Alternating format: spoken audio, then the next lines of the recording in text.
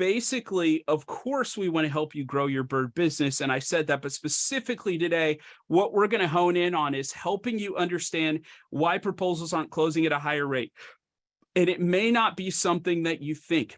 Here's one of the things that we have kind of found through conversations with thousands and thousands of service providers over the years, is when we ask a question about a proposal and why a proposal didn't go through, it's not uncommon to get, an answer that's something like price, or maybe an answer like, well, maybe they wanted to do something else, or whatever, right? But then if we dive a little bit deeper, it's kind of like layers of an onion. And when we peel it back just a little bit and we ask the next follow-up question, we go, hey, man, I understand, that makes sense. What else did the customer say about that? What did they say? What did they give a price point that kind of made sense, or what?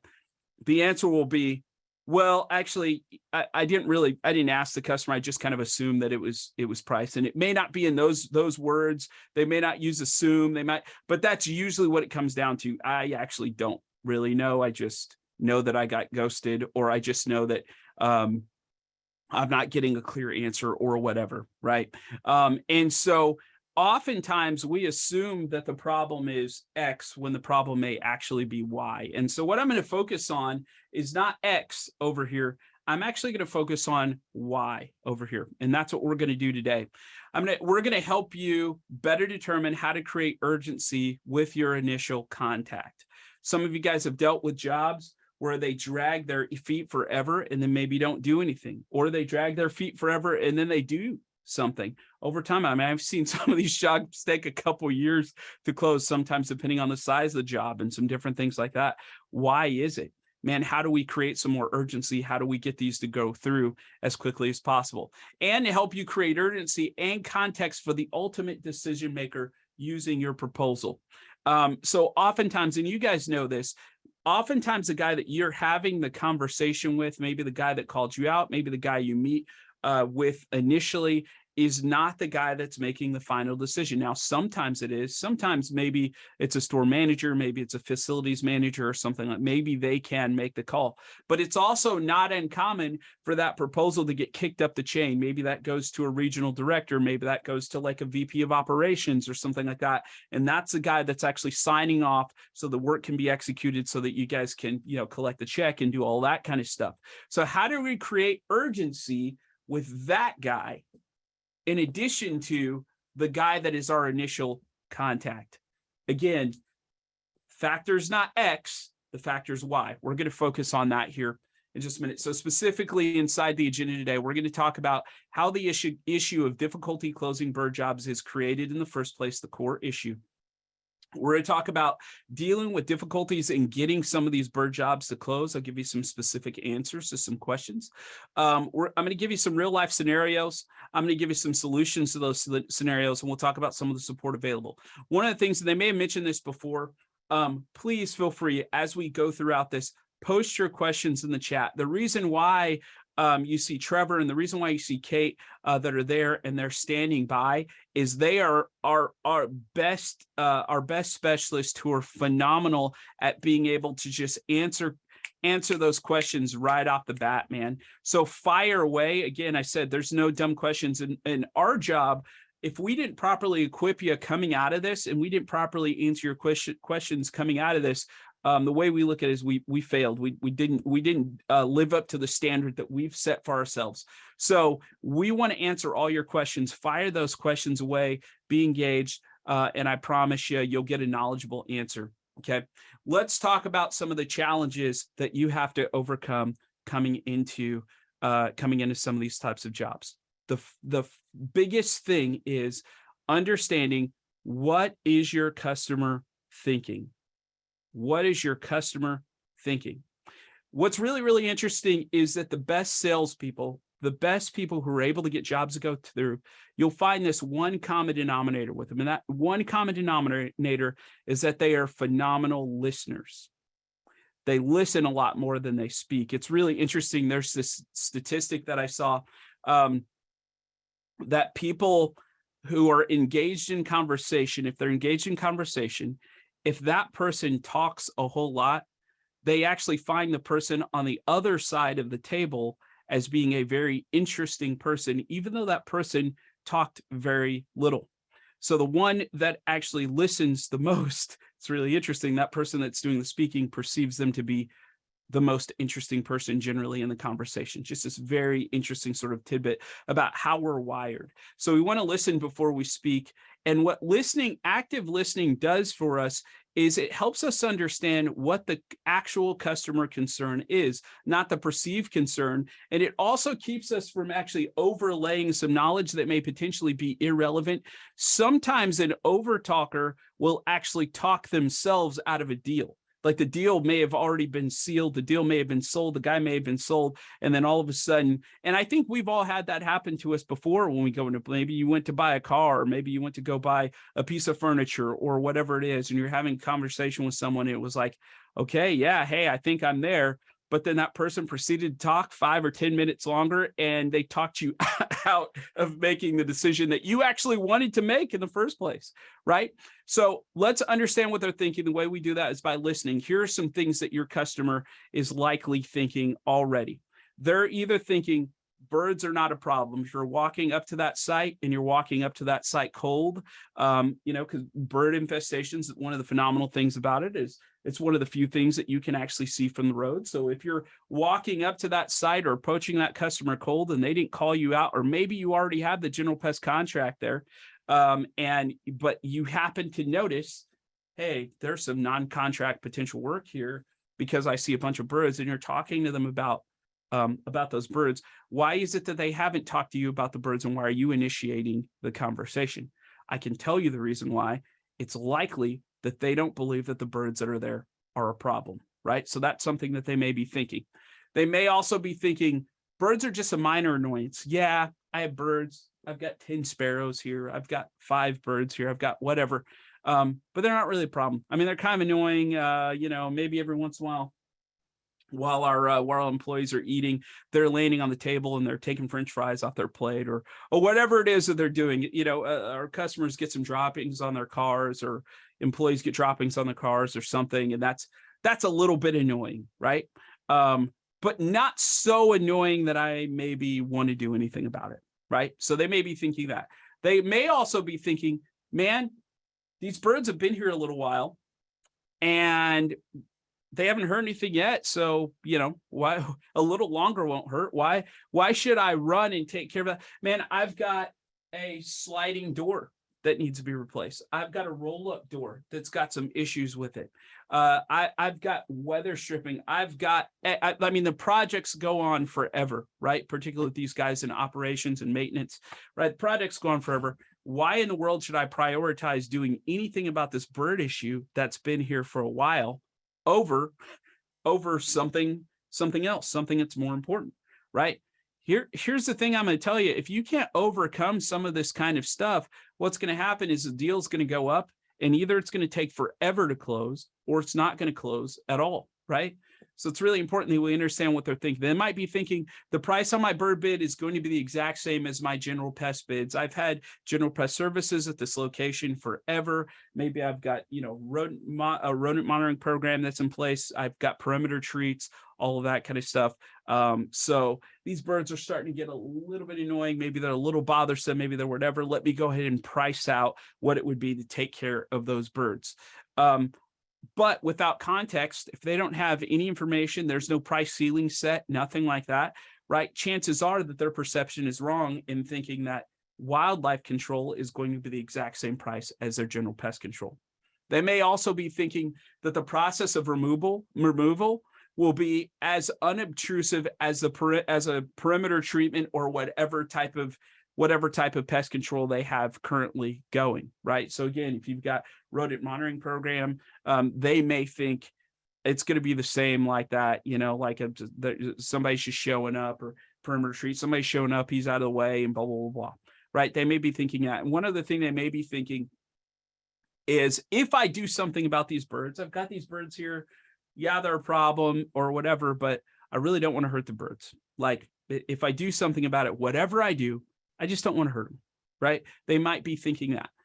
Again, understanding what is it that your customer is thinking. This is something that you want to know, right? So here's the thing. We have to create urgency with our immediate contact or the contact down the line to get them to take care of the problem, move them past those things that they may be thinking, maybe their objections, whatever. We've got to move them past that. And the number one way that we do that is with something that we call the 3Ds. Now, the 3Ds are essentially what convey to your customer that bird control can't wait. Bird control is the most important thing on your plate right now. Let's go ahead and get this taken care of. We're going to talk about the 3Ds here really quickly. The first D is disease. Birds carry and transmit over 65 different diseases. Now, those of you guys who are familiar with rodents know that the amount of diseases that are carried and transmitted by rodents are about 35 diseases.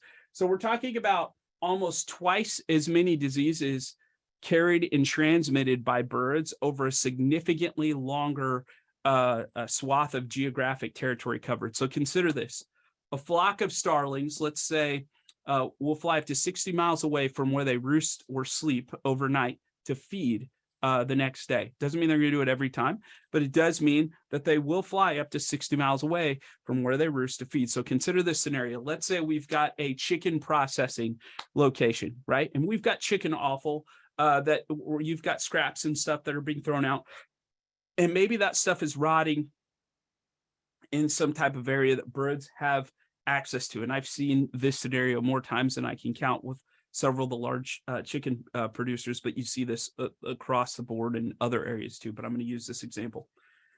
You see these rotting scraps that are there. And of course, you've got bacteria and all these other things that are developing there in that rotting meat. And you've got this flock of starlings that are there and they're feeding on that meat. Now, let's say sun goes down, they take off, they go fly to where they're going to roost overnight. They fly 20 miles away into this neighborhood, and they're resting in these trees in a backyard. Now, let's say that these trees are over a swing set play area, something like that, right? So droppings are now falling down onto that. Next day, mom sends kids to go out and play in the backyard. They put their hands all in the droppings and all that kind of stuff. Think about the amount of bacteria. Think about the significant risk from a disease transmission standpoint. Now that's happened over a 20-mile spread from these birds being at one location and transferring whatever's going on there to this location over here. So they carry several different types of diseases. Now, I'm not going to comprehensively go into every single disease that we've got. We've got a pretty comprehensive list on our site. The other side is, as I'm talking about this information, I'm going to give you kind of just enough information to move forward in the time slot that we've got. But our certification training, which is a full day course, we get a lot more in depth into this kind of stuff. But there are also carries of several different types of ectoparasites. So I'm talking about things like fleas. I'm talking about things like ticks. I'm talking about bird mites, et cetera, et cetera. I mean, this year there was actually a significant rise in tick activity through the, I believe, beginning of the year, the first Q1 and kind of into Q2 is what we were seeing. So what's happening is these ectoparasites will attach themselves to the birds, and then they'll move from one location to the next, and they'll land there, and then those ectoparasites detach themselves and they move into all of those other areas. So all those things that those birds are carrying with them, all those things are maybe potentially being maybe that tick bit someone or bit an animal or whatever at a particular location. That tick is now being transferred, let's say 40 miles away somewhere else, because it has hitched a ride with a bird and moved from one place to the next, right? So carriers of diseases, carriers of ectoparasites, West Nile virus. You guys remember back when it was every bit as big as Zika was back, probably 18 years ago or so, all over the news, all that kind of stuff, still negatively affecting people, still a lot of negative outcomes. We have a short news cycle, right? So we've moved on to something else. There's still a lot of people being negatively affected. And the way that this works is the bird is a carrier of the virus. Mosquito bites the bird. Mosquito bites the human, then human contracts West Nile virus. And that's basically how this works. Now, here's the thing that I want to make sure that I'm clear on, though, too. What I am not advising and what our team is not advising is that you use this as a scare tactic. We're not trying to scare people into action. We're not trying to scare people into urgency. However, you've got to understand that most people, when they view birds as being cute and cuddly. There's just this natural reaction, right? It's like, man, a rat looks like it wants to bite me. It looks ferocious or whatever. It looks like it wants to do me harm. That snake over there looks like it wants to do me harm, venomous or not, or whatever. I guarantee you, if I did a poll right now, or you go around and walk down the street and you ask people, man, hey, which one are you more concerned about being injured by, a bird or a snake? Right? The list is going to be significant. Oh, it's a snake. It's a snake. It's a snake. It's a snake. Right? When there are more people that are negatively affected by the outcomes of bird activity than there are snakes by far, in this country or any other country in the world, right? So again, there's that thing where there's a perception and you've got to overcome that perception. The way that we overcome the perception is with information. So I'm not saying that you show up at a location and you go, hey, you've got birds here, you're going to contract West Nile. I'm not saying that, but man, if you showed up at a location and you're dealing with a mosquito infestation, and then you've got birds that are present, bring it up, right? Bring it up. Hey, did you know that birds carry and transmit West Nile virus? And that actually is, or carry it, and then it's transmitted by the mosquito. This is how this works, right? The other side of that is birds also transmit histoplasmosis, which is the most commonly transmitted disease by birds. And essentially what that does is it grows in the droppings as those droppings dry. And honestly, as those droppings become more mobile, typically takes the form of a respiratory illness, can also take the form of an ocular illness and cause blindness. I have had so many PMPs over the years, particularly service specialists that I've talked to. They're maybe not wearing the right PPE as they're going out and they're doing these jobs, or as they're going out and even during site survey, and they're in some of these areas where it gets tight and there's a lot of droppings, they're stepping through those droppings, they're kicking up dust and they're breathing it in, that have contracted this disease. Man, one guy that I met was actually diagnosed with lung cancer because he had spots like all over his lungs. They had to go back and they changed the diagnosis to histoplasmosis. One of the other ones, one of my the stories that I absolutely hate is this story where, pretty typical situation. You've got sparrows in the sign above a retail store, and they were approached by a PMP, a service provider, to go ahead and take care of the problem. They were given a bid. They took a look at the bid and they went, man, that's too much. We're just going to leave it. One day, dad and daughter are going to walk into the store. Droppings fall down off of the sign. They fall on the daughter's face. They get in her eye, and she contracts ocular histoplasmosis, which can cause blindness. Now, that's a horrible story, a terrible story, right? But my question is always, how informed was that decision maker as to the dangers that were actually lurking there at the site, right? Before they made a call. Because did they actually weigh out, hey, man, I might have a customer that actually gets sick versus the price? Or did they weigh out, man, right now we're washing the sidewalk because there's droppings on the sidewalk. We can live with that. Let's keep spraying it off every day, right? Again, you want to leverage the 3Ds. That actually will help to create some urgency. You want to make sure that you communicate it. Salmonella poisoning. A lot of you guys remember the big peanut butter recall years ago. A major contributing factor to that peanut butter recall and the salmonella outbreak that ensued from there was actually a pigeon infestation that was up on the roof of this peanut processing facility. So as these peanuts are being processed, you've got droppings that are now, dripping down through this leaky roof, right into those peanuts. Are being shipped off. And man, it cost 9 people their lives, sent 700 people to the hospital. And the guy that was responsible for running the plant was indicted and sentenced to 10 years in prison. Now, I can guarantee that there's no one that wants to go to prison for not taking care of a bird issue. But here's what I will say. If you're having a conversation with someone and they don't take care of a problem, and it's documented, that person is 100% liable for whatever happens later down the road. But again, it's not uncommon for us to navigate proposals as we see this that are being given to guys where some of the stuff is not being documented. It's not being communicated. All that's happening is a surface level communication, and we're not addressing the deeper concerns. So, or helping the customer connect the dots from point A to point B to point C, all the way through Z. This is where this could go, right?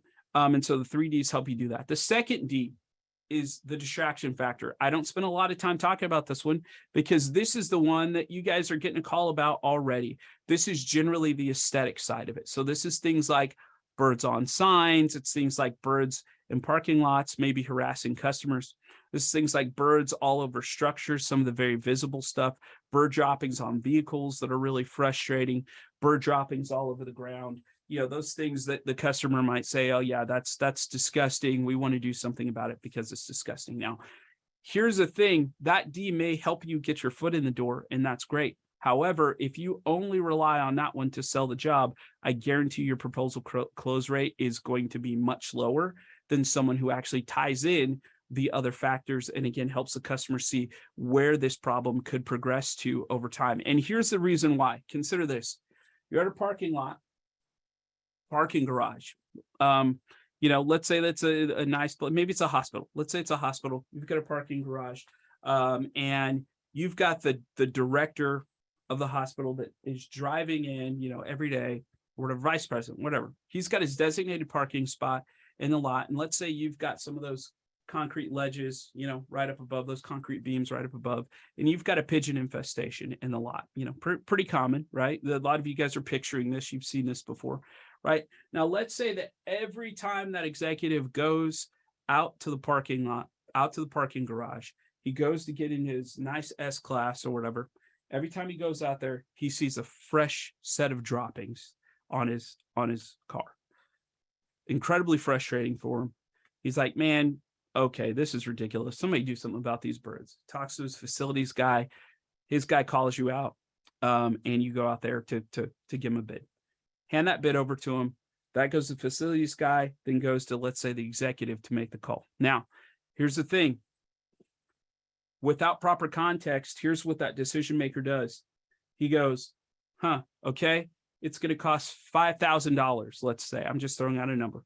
It's going to cost $5,000 to take care of these pigeons in this garage, but I spend $15 or $20, maybe a day, I don't know, whatever, how often he washes his car, on washing my car. You know what? I'm not going to spend the $5,000. That's ridiculous. I can't do that. Let's go ahead and do that. That's what you've created, that when you're only using the distraction factor. But is he considering, when I go out there and I put my hands in these droppings, this is what I'm exposing myself to? Is he considering the droppings that are over there in the corner that are slowly mounting up, right? And he's in a fairly enclosed space. And you've got dust and other things, the histoplasmosis exposure risk. Is he considering that when he goes to walk into his car, he's stepping into a pile of droppings, and then he's actually carrying whatever is in that droppings into his vehicle and then into his home or back into wherever he's going, right? All of these things. What's interesting is there's this disassociation thing, right, that ends up happening. It's like this guy gets meningitis, right? And then he blames X, Y, and Z habits, but doesn't really think about, oh man, I spent the last 15 years in a warehouse exposed to birds every single day, right? Again, we've got to help these guys actually see this connection. And we do that by tying in the other 2Ds. So use the distraction factor. If it helps you get your foot in the door, if it's like, man, great, retail location called me out. They're tired of birds in the sign. It looks disgusting. They're tired of droppings all over the ground. That looks disgusting, et cetera, et cetera. That's great. That's a distraction factor. Use that, but you need to help them understand where the issue could potentially go. And that's by tying in the disease and destruction factor to it as well. So destruction is the third D.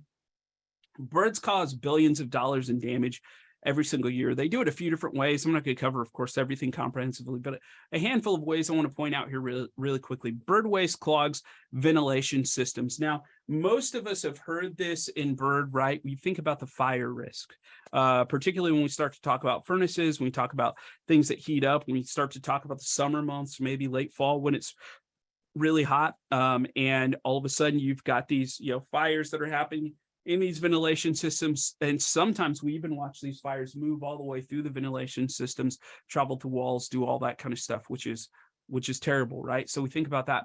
But here's another thing that the customer is likely not thinking about. If you've got an area that's collecting a significant amount of bird detritus, feathers, nesting material, et cetera, over time, what can happen near some of these ventilation areas is that you clog some of these vents. And what a lot of these vents are venting actively is carbon monoxide.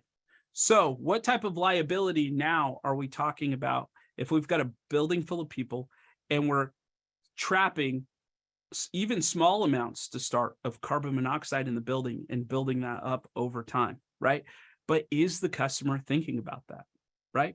Or do we just assume that the customer's thinking about it? Here's what I can tell you. The customer's not thinking like you are.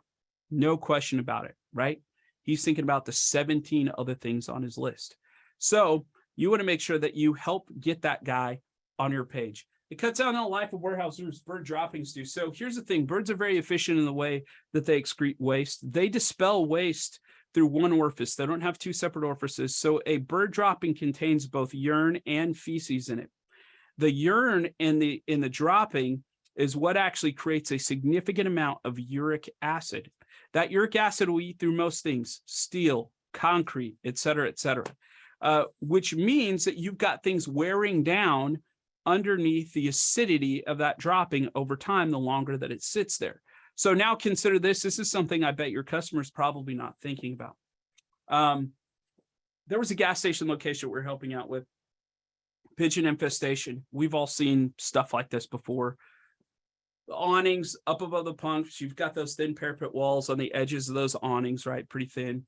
You've got pigeons that are loafing up on top of the edges of those thin parapets, and they're flying back and forth. You've got dumpsters at the rear of the store, the rear of the convenience store, and they're going back and forth between the awning and the dumpster. They're just doing that, regularly, just like clockwork.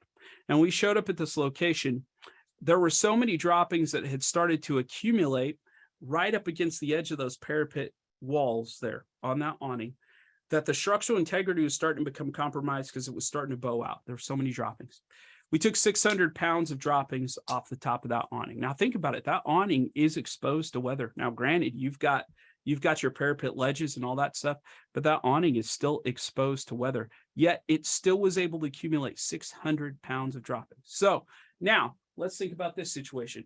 We've got some type of warehouse roof or something like that, corrugated metal, not particularly thick to begin with, right? Let's go ahead and pour some uric acid on it, and let's go and throw an extra 600-pound load on there that it's not rated for. What do we think is going to happen? Roof collapse, right? We see this kind of stuff happen from bird droppings across the country. But does the customer know? The question is not whether or not we know. Again, the question is not whether or not we're thinking about it. The question is, does the customer know where it potentially could lead to, right? In-flight hazards, man, oftentimes, we're thinking about the Sully situation, where it's like he sucks some geese into the engine or something like that, has to make this miracle landing in the Hudson. And that was all amazing. And what he did was amazing. But I don't know if you guys knew that those engines, the engine's like a 747 engine. The reason why they ground that plane after bird strikes is that engine is designed to handle about 3 small bird strikes. That's a bird the size of a starling before it starts to have issues. Not because it blows the engine out all of a sudden, but because you dent the blade and it actually causes the entire fan inside that engine there to start to spin off center. Just like if you dented a blade of a fan at your home, right? It causes it to spin off center, right? And then eventually it's going to fail. And that's the reason why oftentimes you sit on the runway after you hear about a bird strike. Now, here's another thing that you may or may not actually be aware of. Oftentimes, when you've got those starlings and other birds that are loafing and maybe feeding, foraging for food or something like that, in these grassy runways that line the airstrip, as those on the tarmac there, as those planes go to take off, they gain velocity. Oftentimes they'll disturb those flocks of birds, and those flocks of birds will crack that windshield right in front of the pilot. And it acts like a feathered bullet, so you can see, the image that's on the screen is a complete mess. That was a bird about the size of a grackle. So you're getting the grackle mess, but I guarantee you all the mess that you're seeing there is not just grackle. That thing hit the pilot. I don't want to be anywhere near a situation like that when it happens. The question is, is the customer thinking about this type of thing? And then several of you guys might be aware of the bridge collapse that happened in Minneapolis several years ago.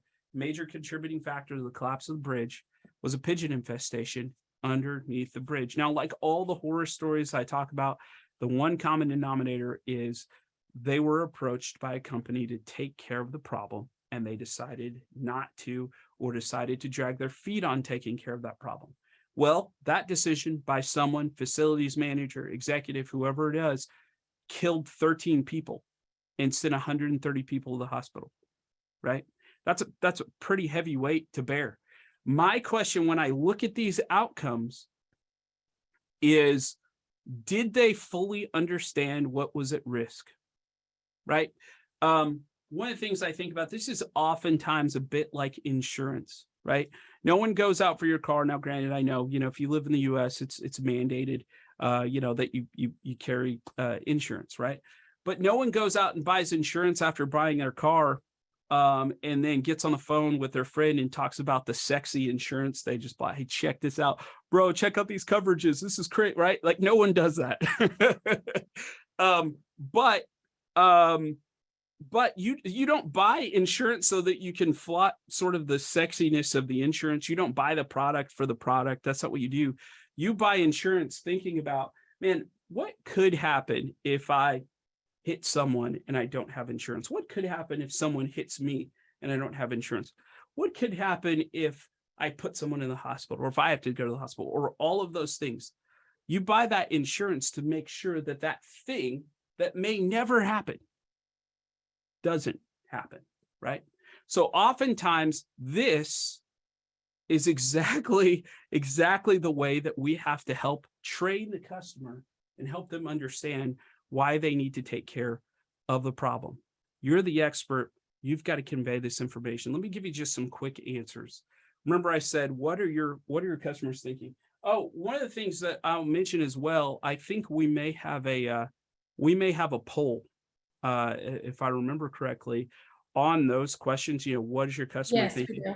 Yeah, great, man. I'd love for you guys, we'll put that poll up where you guys can access it. I'd love for you guys to click which one of those things that you think that your customer's thinking more often than not. And then feel free to post in chat as well, any other things that are in there that maybe the customer might be thinking as well. So feel free to fire up chat and do that right now. So the customer's thinking birds are not a problem. My question is, what issues do you see? You, the person that's out there on site, what issues do you see, and how can the problem get worse over time? That's really what you're thinking about. Okay, I see this. Okay, I see this. Okay, I see this. How could this get worse? And it has to go beyond birds. Like you can't just go, well, a flock, a breeding, some of you guys may know this already, but a breeding pair of sparrows can produce something like 2,000 birds in just a few years, right? But it can't be that. It can't be, you've got a handful of sparrows here, and that could be a couple thousand birds in a couple years. It's like, yeah, I get you can do the price tie-in, right? It's going to cost you more to take care of a bigger infestation, whatever, all that kind of stuff, right? You can do that. But I'm thinking you want to think a little bit bigger than that. How can I actually tap into the risk factor of what's actually happening here? How can what could this problem actually affect downline, right? Help them understand that those birds are a problem. Birds are a minor annoyance. The question that I'm asking is, what issues are they causing? Okay, so here's what's great. The customer has some pain, right? Because it's a minor annoyance. That means that it is annoying in some way. Like, what am I'm listening. Okay, like what kind of issues are there? What are they doing right now? Oh yeah, they're right now they're taking the food off of our customers' plates. It's really, really frustrating. How can that issue escalate? Right? And I'm not talking about, oh, they're taking the food off the customer's plate. It could escalate into this bird attacks someone or something out there. Yes, that could happen, but I'm saying, that's going to be very rare. Unless that person's sitting near a nest or something like that, right? And the bird's protecting young or something. These birds are aggressive. It can happen, but it's going to be a little more rare. But what I'm thinking about though is the disease risk. It's like, man, they're in close proximity to that person that's sitting there, eating whatever they're eating. That bird is, eating off of a plate, or they're very close, or whatever. Did you know that birds carry and transmit over 65 different diseases? Oh my, in fact, We watch this happen all the time, man, where guys' jaws kind of hit the floor. Like, what? I had no idea that they carried and transmitted that many diseases. How could this escalate? Draw that picture. I'll give you guys some more instances of what that looks like here in just a minute. It's been a while. I can wait. This infestation has been here for a long time. I can wait. My question there is there a current pain point? How much worse can that pain get before they have to do something to solve that issue? Is there a current pain point? They've been here a long time. Oh, yeah, I mean, I understand that. Is there anything they're getting into? Or they, well, every once in a while they get into the store and they do this or whatever it is, right? Flesh that pain point out. Listen, they'll start to tell you about it. I'm thinking about one that was similar like this. It was a bank location that we helped propose, where we got called out because it was this area where you've got the window tellers, and you bring your car in, underneath that awning. And usually those awnings, I call them an awning. I mean, it's a structure, with the tubes that you put in. Oftentimes you've got a drop ceiling or some type of a false something, hollow on the inside. And they were having an issue with sparrows. And the facilities person actually communicated to us. They said, yeah, we were thinking about something maybe because these birds are up there, and it's like these little baby birds, and they're falling out of the nest, and they're falling on the ground, and customers are seeing it and they're getting upset. Sometimes cars are rolling over it. They're getting upset, et cetera, et cetera. Now, I could just drive over that, right? Like I could just gloss right over it. Or I could pause a minute and I could empathize with the person that I'm listening to. Oh my gosh, man, you've got baby birds that are falling. Yeah, I do. Man, so customers are complaining. Yeah, what are they usually saying about it? Oh, they're saying it's terrible, and they wish they could do something, or whatever it is that they're saying, right? Like, and then I'm going to play on that, and then I'm going to play on that a little bit, right? But I'm having this conversation. I'm empathizing with them. They are actually building my platform over time, because now I get a chance to create a picture of a preferred future for them that they told me that they wanted. They actually told me that that's the solution that they want, right? So is there a current pain point? Can I flesh that out? Can I do some active listening, right? Can I empathize with them and help them also see how could this get worse? So think about this now. Inside of a thing, how can that pain point get worse over time? Okay, we know that we've got nests. We know that we've got birds that are in those nests. Do they know the amount of nesting material that's up there?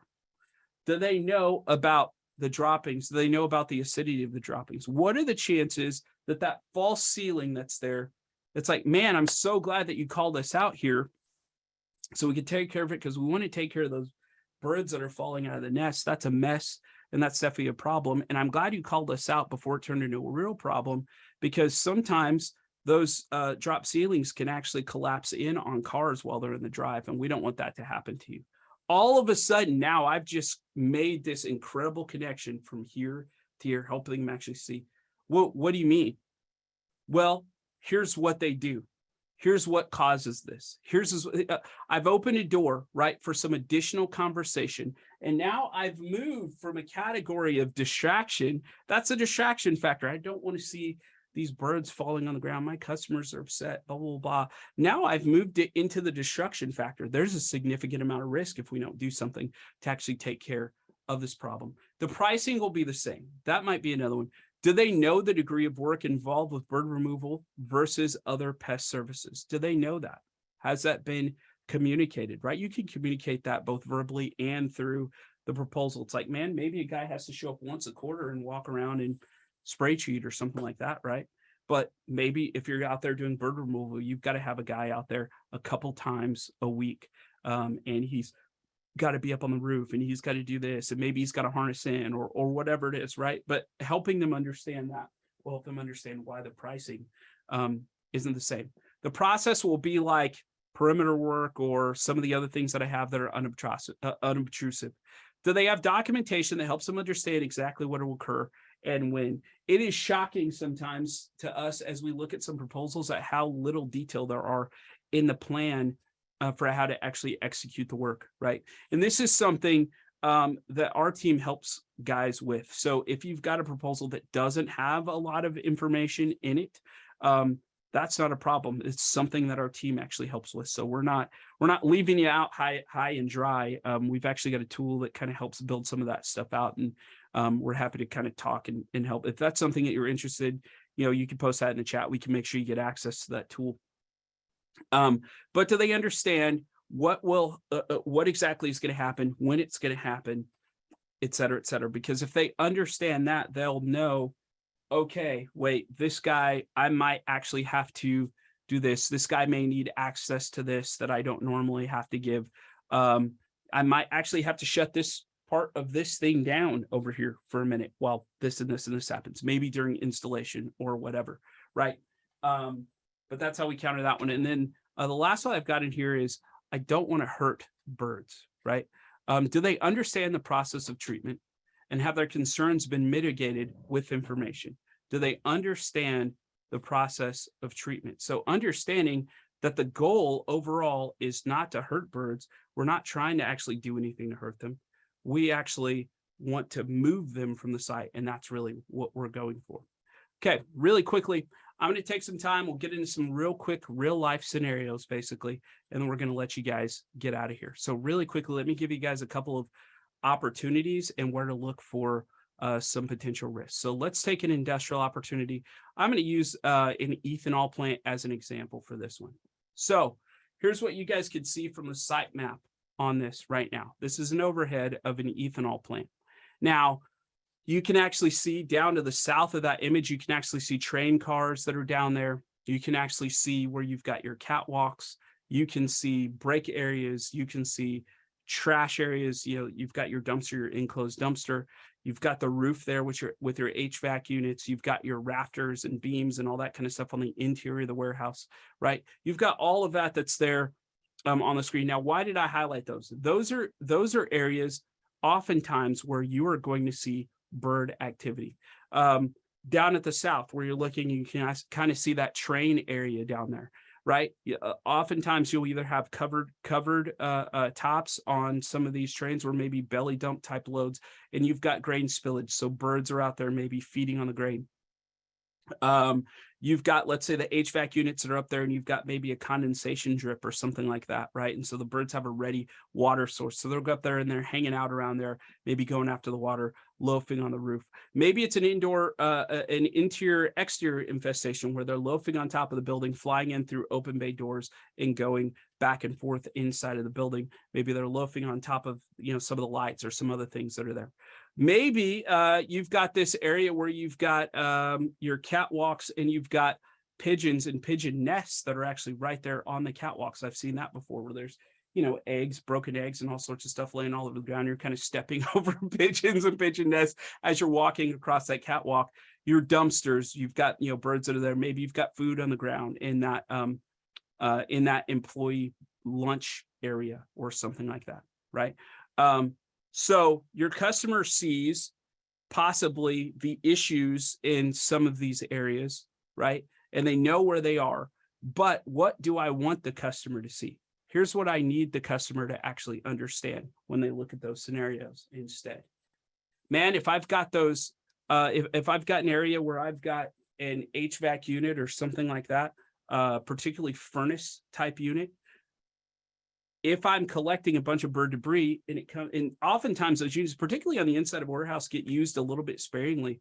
If I'm talking about that, the heating units that are up there elevated. When those get turned, here's what's nuts is I've even seen birds actually build their nests on the inside of those things. Like, you'll walk past and it's like, wow, like every single one of these things are bird houses. They're building nests all over these things, right? So now when I turn that fire on, when I turn on, when it starts to get cold, what happens? All of a sudden, boom, man, in an instant, that stuff catches fire. And now I've got a safety issue on my hand. I need them to understand, man, I've got all these birds that are up here on my roof.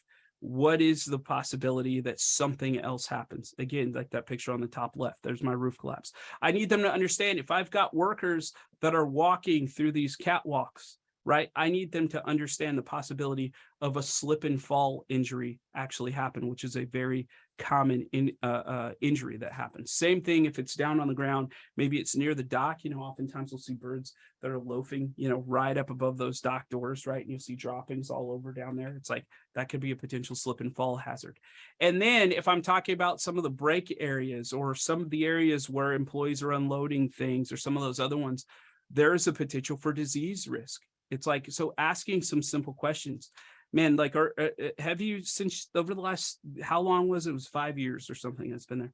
Have you noticed like any kind of an increase with, employees calling in sick or anything? Just flushing some things out, having a conversation, right? Helping them again, make that correlation, because they may be thinking, oh, it's this, or, I don't know, cold season's been a little bit crazy, or just whatever they're or, of course, COVID, everyone's thinking about right now, like all of that. But if this has been going on pre-COVID, right, and we've got a bird infestation there are some things that we can actually tie to, right, and help them actually see a correlation from point A to point B all the way through point Z. All right.